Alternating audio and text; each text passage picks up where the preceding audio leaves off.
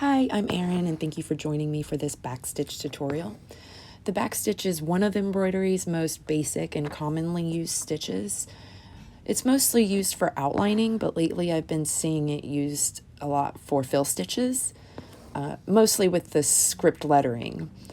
I start with about 18 inches of embroidery floss. Here I'm using all 6 strands for visibility, and I enjoy using all 6 strands for chunkier, more rustic work, but for finer, more detailed pieces, you may consider using fewer strands.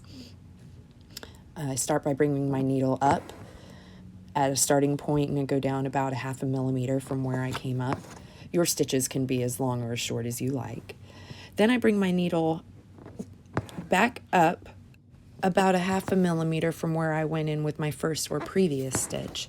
And then I push my needle back down where I began the previous stitch. And I repeat this along the line until I'm finished or have run out of embroidery floss and need to add more.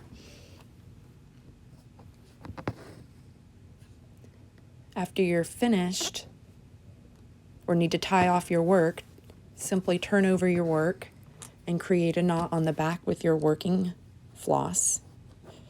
And then use some fine tip, super sharp embroidery scissors to cut your work. Thanks so much for watching.